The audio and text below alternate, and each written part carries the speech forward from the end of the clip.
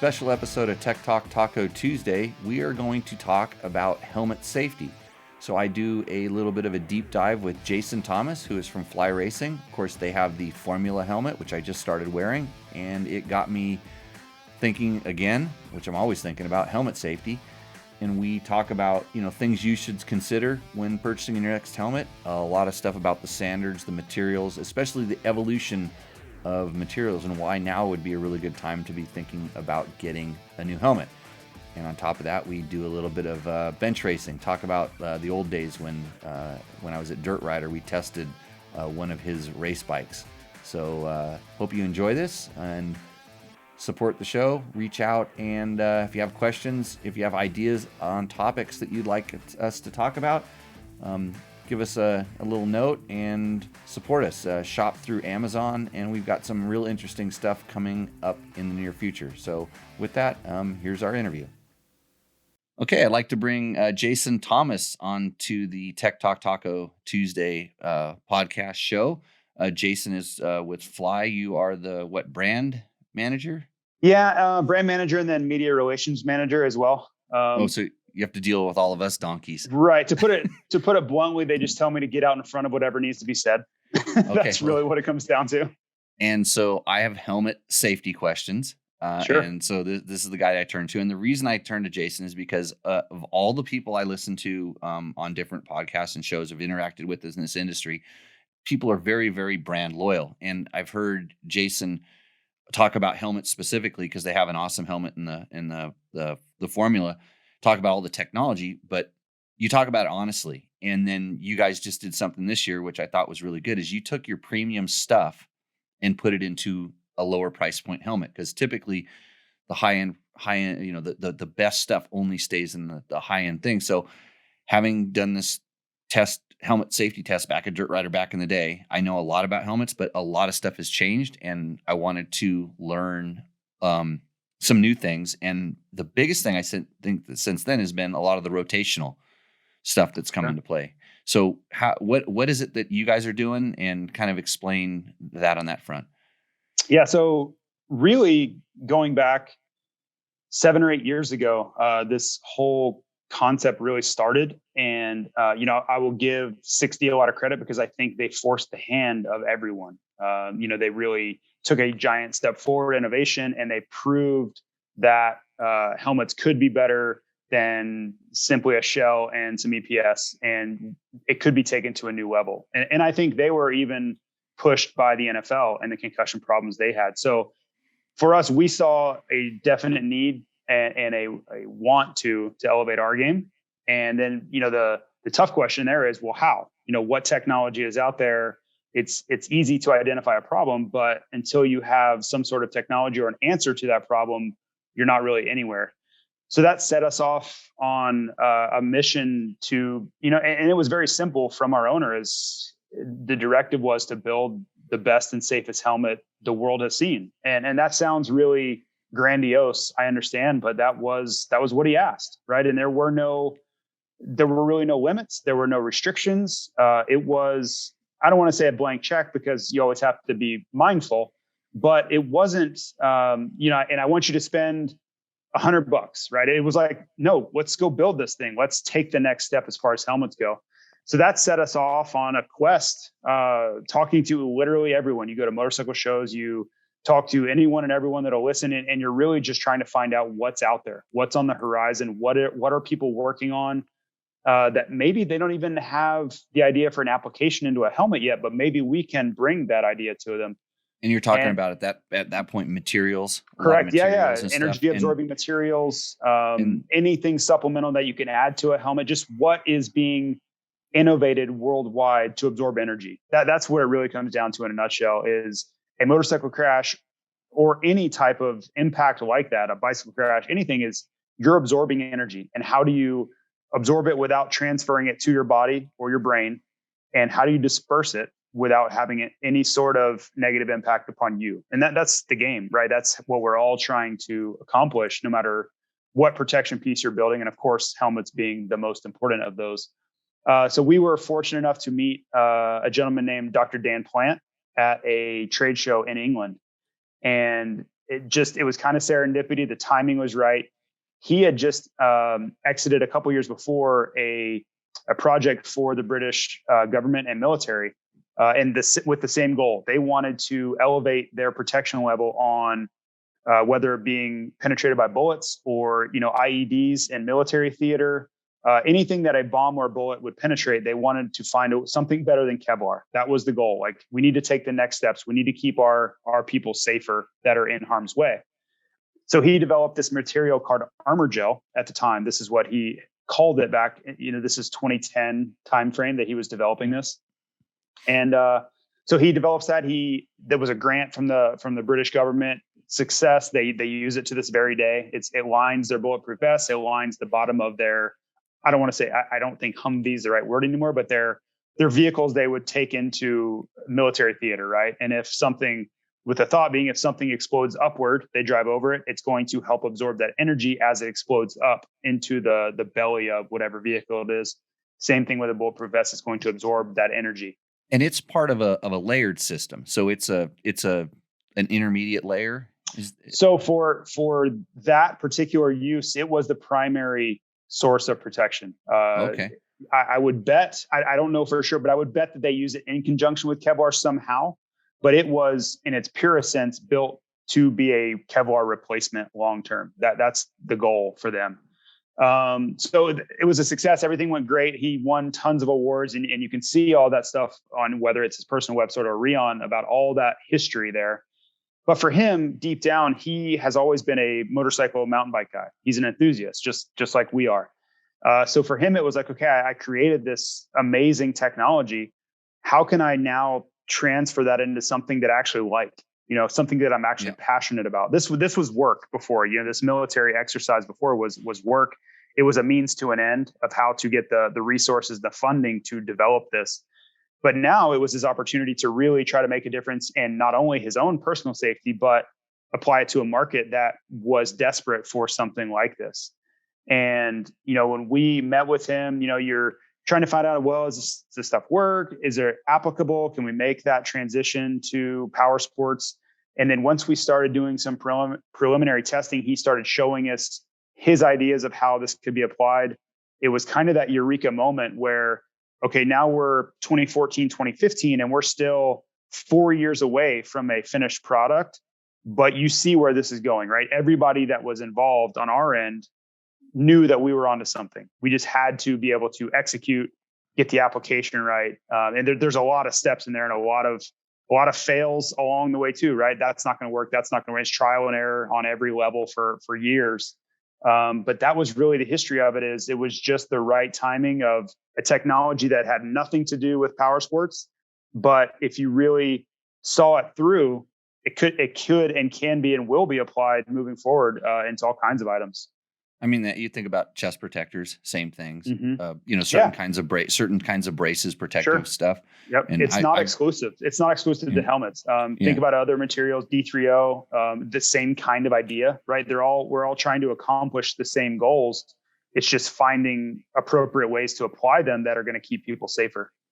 Right, and so inside of that helmet, what the Rion is doing is those are besides the line the soft liner, those are the contact points essentially with your skull. Right. So inside the helmet, you have these Rion energy cells, right? So there are, I believe, 7 inside below the liner of the helmet that are embedded into the Conehead EPS system of the carbon formula has Conehead EPS. So the beauty of Rion, when it really comes down to it, is ultra lightweight, which is incredible, right? That's how we get such a lightweight helmet. The carbon that's just to your left there is 2.79 pounds. It's incredibly light, especially when you factor in that it has to pass DOT, so we have to reinforce the chin bar and things there too. Yep. But the magic really is, for a helmet, you're trying to accomplish 2 goals. You're trying to slow down any sort of linear impact and absorb that energy. And then, of course, the rotational that we all learned, 6, 7, 8 years ago, how critical that was to be able to disperse that rotational energy. You want it to rotate a certain amount. Sure. Correct. Yeah. Right. Well, you just want to be able to allow the energy to be deflected instead of transferred into your brain, right? So Yep. the helmet and the energy, regardless of the system you're using, if the helmet or the material inside the helmet can slide and rotate a minute amount, that is going to absorb the energy. That's going to let that impact be shifted away from you and absorbed in that slide or movement, which is the Rion material actually moves itself. Yep. Instead of your brain moving inside your skull. That's in the most concise nutshell you can make, right? Is if the material moves and the helmet slides versus your brain sliding inside your skull, you're Yep. accomplishing everything you'd want to. And so some of the other systems like the 6D has some dampers, rotational dampers in it. There's MIPS that is another way of doing this. Right. And then like a helmet that doesn't have it, you would kind of hope that maybe the liner would slide, the soft material liner would slide inside there. But when you've got an impact, the problem is when you've got an impact pressing on, compressing everything, it doesn't allow it to shift and slide. And so I've seen some people put on a helmet that has like a MIPS in there and they go, look, it does this. And it's like, well, it's kind of supposed to do that. Maybe not as easy as, that, and that's where fit comes into play quite a bit too. Correct. So, and then you're combining Rion with like you said, the Conehead technology, which it's double density EPS, and kind of explain that. You used it like when you're talking about like a traffic cone. Yeah. So Conehead it's still the base material is EPS, which is found in pretty much every helmet, on Earth. The EPS is widely considered the standard as far as energy absorbing material as a base. But we found this Conehead material, which is sourced out of Australia. And we were not involved in the development of Conehead. We don't really have a relationship with them other than we're a customer for building our helmets. But what they found, similar to a crumple zone in a car or similar to like a traffic cone, if you use two different layers, especially in a crumple zone, and one is softer and one is denser, if you have a softer outer layer, that's going to really be beneficial in lower speed impacts. So you have a softer outer shell that's going to absorb a softer impact, making that shell a little bit softer. But as that compresses and the energy is ramped up, as the crash gets more violent and the impact level goes up, you want that to get stiffer so it's absorbing more and more and more. So a harder impact, you're going to blow through that outer layer of the softer Conehead EPS pretty quickly and get into the denser layer as your final layer of protection before you get to the Rion. The interesting thing about the Conehead is it has, just like it would sound, cones of material drilled into, so it works just like a traffic cone would, and it uses the physics there to slow that down even further. So it's pretty interesting. We have, on our website and in our catalog, it really does a great job of diagramming all those things and the forces at play. But we tested both with and without Conehead, and we saw a benefit of using it. It did help, especially on the linear impact, more than standard EPS did. Yeah, and when we did the helmet test back at Dirt Rider back in the day, the helmet that performed the best, and we couldn't figure out like why, because you just looked inside of it. We weren't really cutting them in half yet. Looked inside of it, and it was like it looked like almost every other helmet.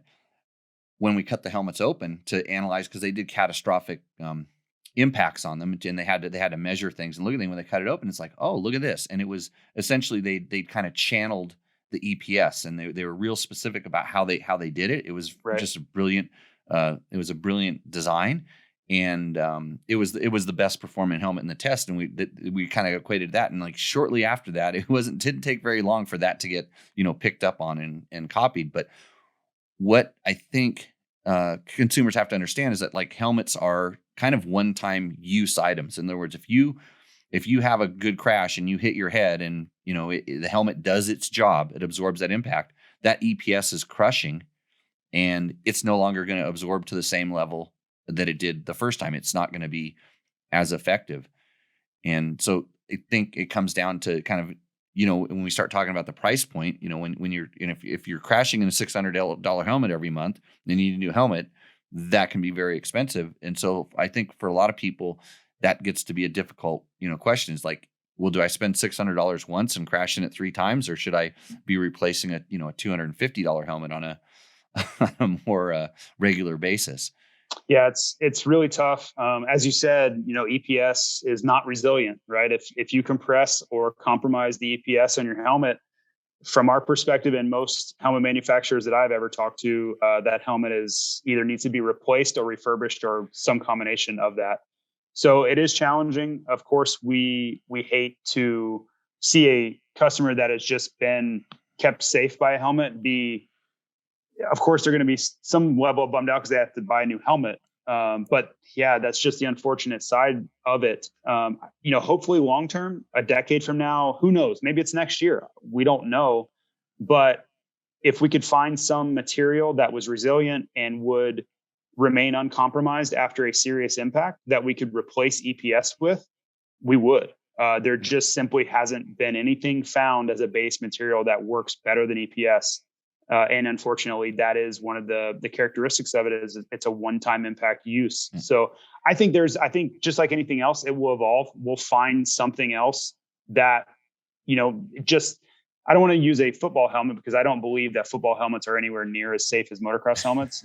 But ideally, you could have a helmet that could take 20 impacts and still be uncompromised. That would be great. We're totally open to that. In the football helmets, they're using some sort of like a kind of a memory foam and and there's some gels and stuff that they use inside of those. Yeah. Yeah. But I still, if you ask me point blank, and I've really tried to study this, it's my job to, what is the forefront of helmet technology on Earth? I would say motocross is probably it. I don't see any other industry or sport at all, whether it's, you can talk F1, you can talk MotoGP, you can talk whatever you want. No one is pushing the envelope on material use like motocross helmets are. And I think they'll catch up. I think all of these things will become mainstream, and others. I know Zenith football helmets is a partner with Rion now too. So they've jumped into this game too, because they've seen the benefits of it. And I think it's going to slowly trickle into these other sports. There are other considerations. A Formula One crash, the speeds are so incredibly high that their helmets have a big need to be incredibly dense. They have to have super hard shells to withstand whatever potential impact could happen at 200 miles an hour. I understand that. You could say the same for MotoGP. So I don't think there's always going to be a mirror effect there. But if you go look at the helmets that are in play in those, you don't see them really taking advantage of new age materials quite yet. And I don't know what the reason is for that. I'm not 100% sure. I think because their impacts are pretty consistent. And I always say this. It's like, you tell me how you're going to crash. Tell me how you're going to crash, and I can tell you the best helmet. And not necessarily like by brand. I would say then you're looking at a helmet that's this type of shell and this type of foam. And the good thing is everything seems to be getting a little bit better. But when it starts coming down to cost, you're paying for of course the technology, the implementation of technology comes with cost. That's one thing. But then you're paying for materials that are generally lighter weight and just perform better. Because the lower cost helmets, they have essentially plastic shells, for lack of a better term. Sure, no, that's fair. It's lower cost. Well, in certain types of tests, those perform incredibly well, especially low speed. Yeah, speed crashes, whether it's ABS or polycarbonate or whatever polymer that you're coming up with. Low speed impacts do really well with really soft shells, and that you're going to find inexpensive prices on those shells too. Yeah, and by soft, it's kind of there's certain ones that kind of bounce. The really right, low, right, and that's bad. Yeah, right. And that's bad. But it's kind of and then you get into the higher end stuff where it's the carbon and the matrix helmets and stuff like that that tend to have the ability to deflect to a certain point and then crush when they need to. And I think a lot of times I always say, look at the standards that the helmets pass and maybe understand some of the standards. And for me, by choice, I like to wear an ECE non-DOT helmet if I'm given the opportunity. Why? It's generally the same as the DOT helmet, just a lot lighter, and maybe they don't have to reinforce. You want a little bit more flex there. Yeah, they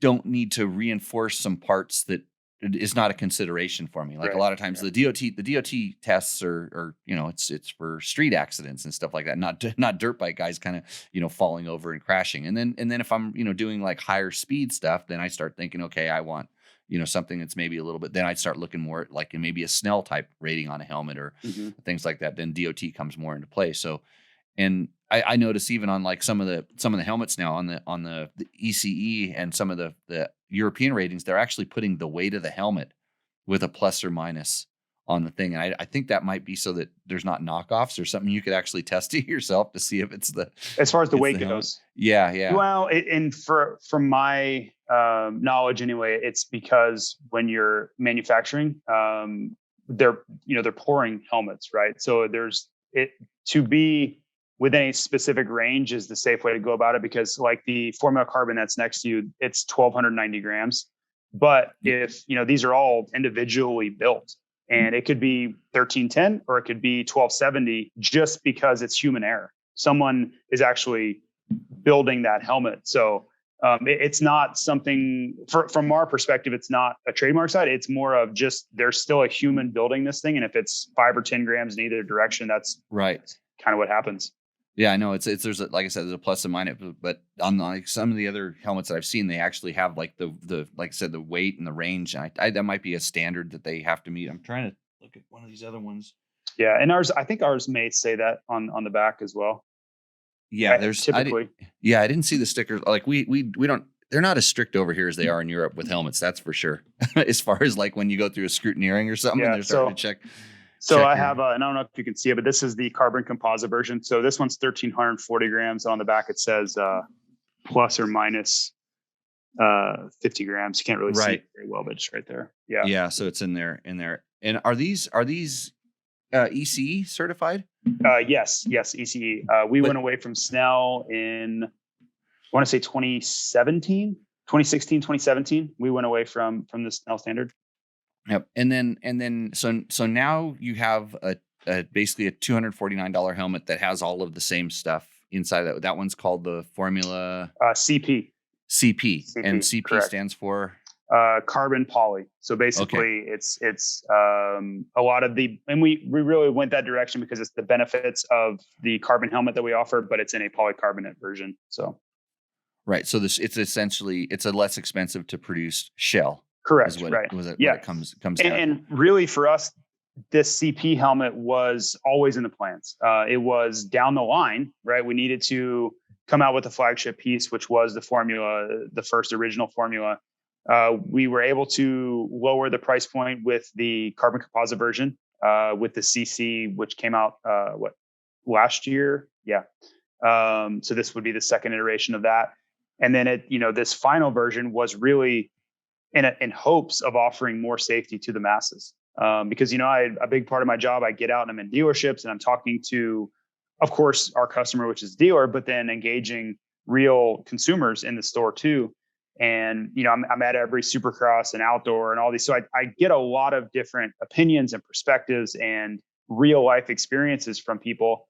And it's really tough sometimes because I will talk to a mom or a dad or someone that has one child or of course 2, 3, 4 kids that are racing. They simply can't afford to buy, even if it's the carbon composite version, you're at $489 retail. That's, $2,000 when you consider tax for 4 of them. That's a hurdle that they can't get over in a lot of cases, right? So they're having to, in their mind, compromise on safety because of cost. And that's not something we ever want. That's not the goal. So this helmet was always in the works. It was always in the plans. And now hopefully we can lessen that compromise, right? Even if you can just get it on your child as the race helmet or their primary helmet, and they have to have something else as a backup. For us, we believe that at $250, it was manageable for most people. And it really opened the door for a lot of new customers that may have felt like they were excluded simply based on price. Because in the end, our goal is to keep people safer. We are a business, yes, of course, but we believe it's our highest responsibility as a helmet manufacturer is to keep people safe. You can't build protection equipment as a brand and not take that responsibility very seriously. Otherwise, you need to exit that sector, in my opinion. So Yeah. we're really proud of that. Like the formula is great. I'm extremely proud of every step that we've made with the formula, but this CP version may actually make me feel a little bit better inside because I know how many more people it's going to be able to reach than that premium piece ever was going to. Yeah. I've heard you talk about this, and that's like one of the things I know you're passionate about it. And I'm the same way. It's like, hey, if a lot of it's just like learning about what the stuff's out there. Cause a lot of people, they're more worried about the graphics on the side of the helmet, Right. they're worried about the graphics and the price. And then it's like really it's the stuff that's inside that's important. And 10 years ago, I would have agreed with them. I really would have.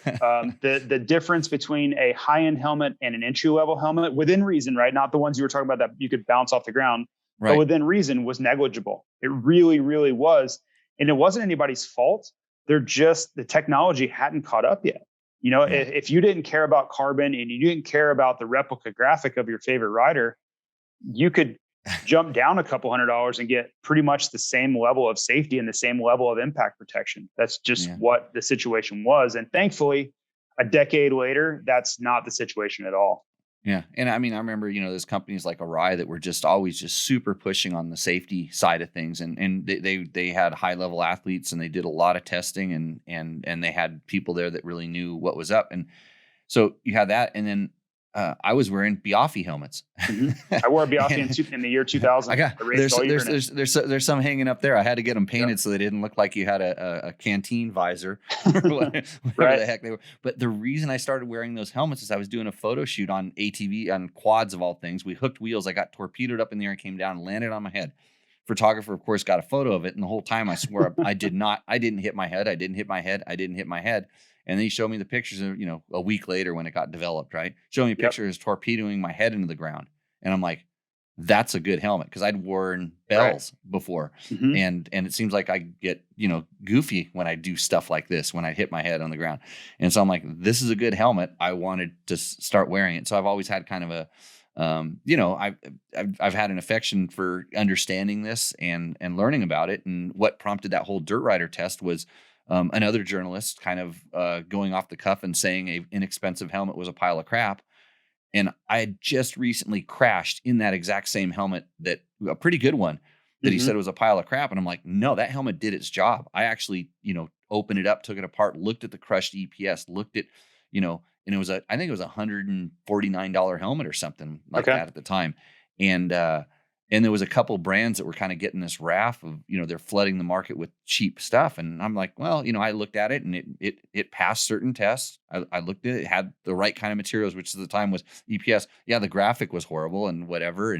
But I'm like, this helmet seemed, and it fit. And that was another thing that I think kind of goes overlooked sometimes, is how important, fit of a helmet is. Yeah. Typically people wear them too loose just by you want it as tight as you can possibly stand it. Yeah, they do it. They do a little too loose. But we actually, in that test, some of the side tests that we did was we put improper head forms inside of. So we put wrong size helmets on the wrong, the right side.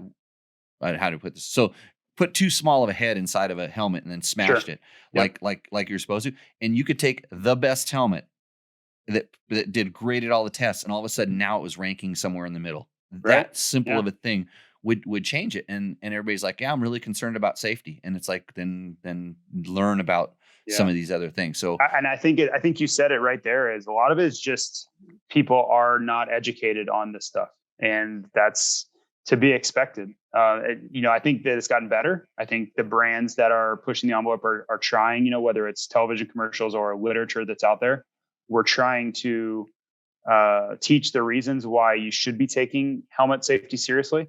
And the science behind it, which sometimes it's hard to get through. Even for me, it's my job to study this stuff. It can get really tedious at times. And if I talk to, the physicist, Dr. Dan Plant, that designed all this stuff, I'm with him for about 7 seconds. And then he is so far out in left field talking about, the back end of this stuff and the physics behind it. I don't have the education or even the mental capacity to keep up with that.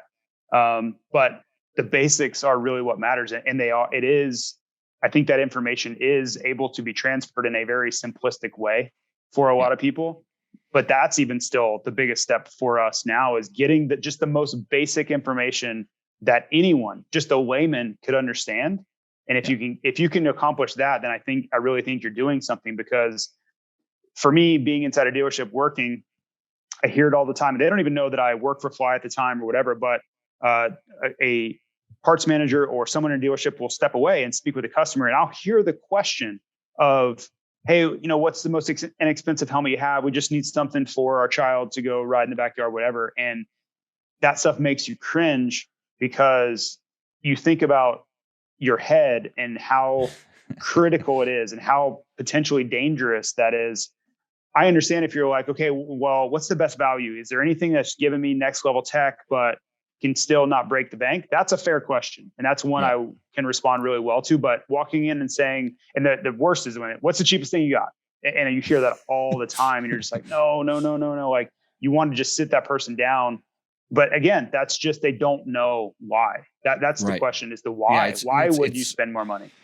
A lot of times it's, I've heard this, like, oh, that company's just trying to, make money because they have the name or the whatever. And I always look a little bit past that and say, hey, what's inside of it? What's the technology? And that's sort of what what I wanted to talk to you about, just to kind of, go over this, because it is important. But, fit was super important in our test. Weight, the lighter the weight, that generally the better results. Those are two things that we could kind of see some correlation. There wasn't a whole lot on price, and this is the one thing I kind of came back to. Price didn't determine how safe a helmet was going to be. So that question is like, what's the best value, or what's the safest helmet, is a really good question for you to be asking at a dealership. Hopefully they, or when you're doing your research online, trying to uncover that stuff. And everybody's going to be kind of pushing their technologies. And I really don't know until I actually test a helmet myself, which is unfortunate that I do it every once in a while. You bump your head in the ground and you go, okay, this did or didn't work. And I really try to study, okay, what kind of was it a side blow? Was it a direct impact? Did I hit my head on a branch on a tree? Did somebody throw something at me and hit me in the head? That happens a lot around here. Right. Shut up. I should probably be wearing a helmet when I do this podcast half the time. But anyways, so, well, hey, I really want to say thanks. I've just been, this is the first one I've had. This is my wife's, actually. It kind of came.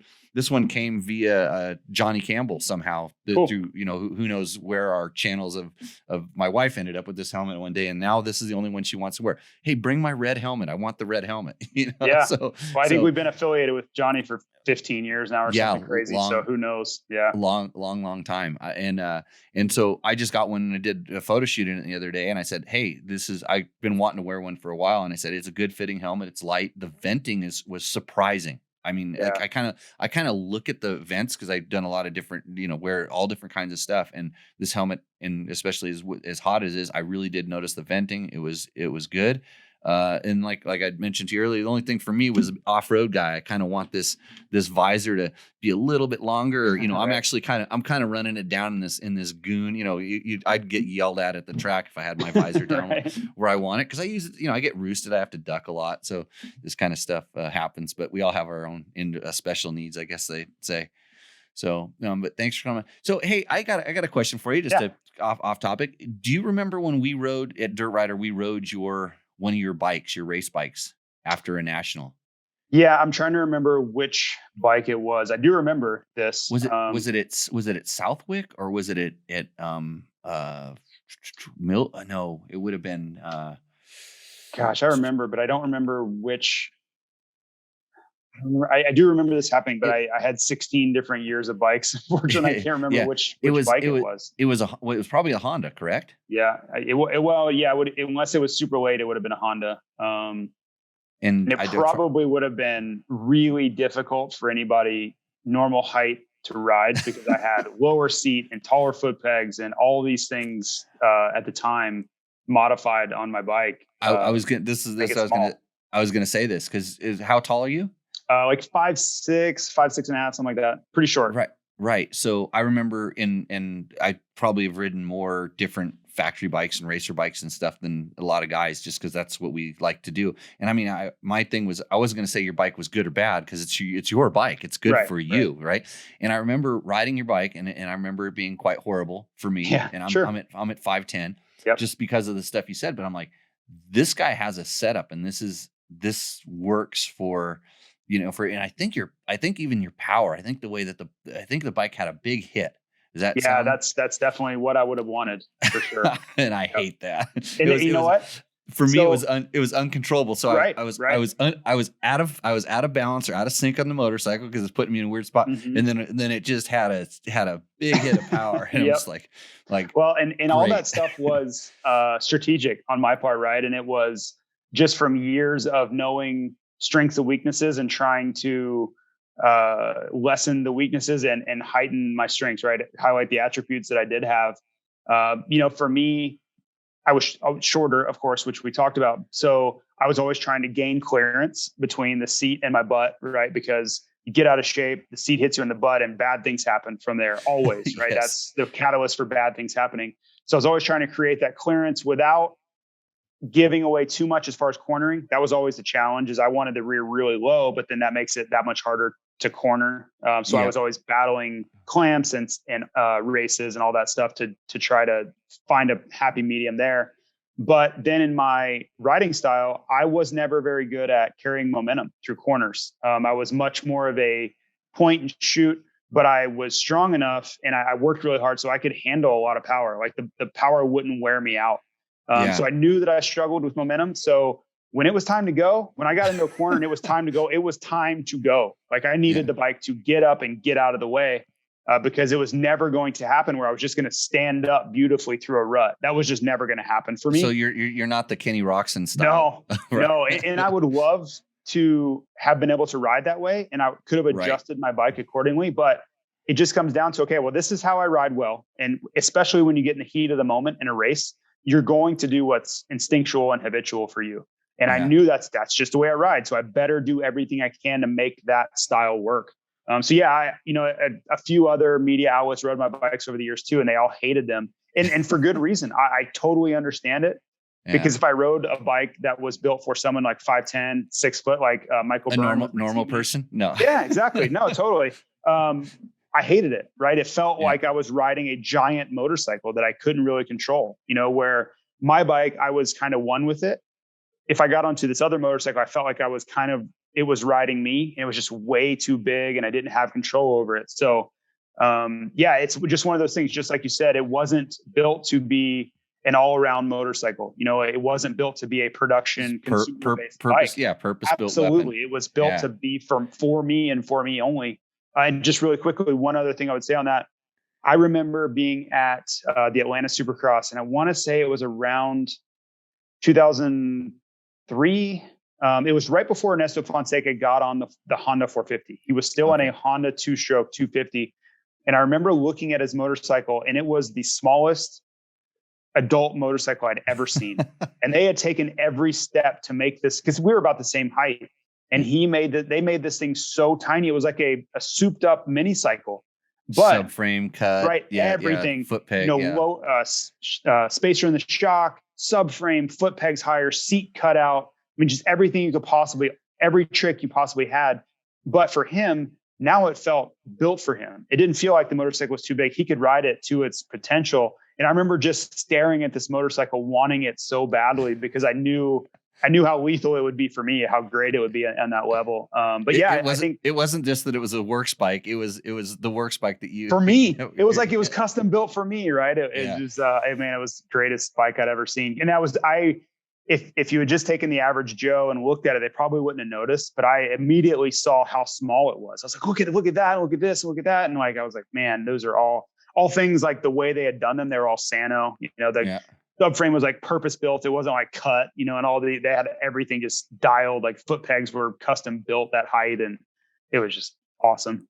Yeah, it's like, well, you're in good company. I mean, the other bikes that I really hated with McGrath's steel frame Supercross bike. Oh yeah. That was horrible for me. Probably insanely stiff, right? Yeah, it was mostly the power delivery, but it was stiff. And then I rode Chad Reed's. I think it was a YZ250. I got to ride Reed and Villeman and someone else. No, you know what? It was his Yamaha Troy bike, but that had the stiffest front end I've ever experienced. And it It just didn't move. Yeah. I was fortunate enough to ride all of Chad's bikes at some point. And yeah, I mean, that same thing with James Stewart. Their setup was the same, where the front end was like a BMX front end. There was no movement, but for them, they always said that's how they had the confidence to go so fast, is that they could just stick it into something. Anything, right? And no matter how far they jumped, no matter how hard they hit something, the front wouldn't compress and send them over the front, right? That was their biggest fear, is I'm going to push this to the limit, but if the front compresses too hard, I'm going right over the bars. So they were always fighting against that. And you watch how James crashed every time. Exactly. Right. Yep. And you see why he was fearful of it, right? He was already, he was still doing it with that setup. They couldn't make it stiff enough. But anyways, yeah, interesting. I like I said, I remember riding your race bike back in the day. And I always really enjoyed doing that, because I got to see different setup techniques, and it made it easier for me to understand why, people would want something, or to be able to suggest or say, hey, you should, when you're a smaller guy, look at this, or a taller guy, look at that. And luckily, for my size and weight and everything, I was right around where the stock stuff was, and for my speed, it all worked. But it doesn't work at your guys' level. It was a different game. I don't think I would be a good candidate for production testing. So if anybody's looking to hire me for that, I don't think I'm a good fit for that. Right on. Well, hey, thanks for coming on, and we'll keep in touch out in the future. See ya. Okay, guys. See ya.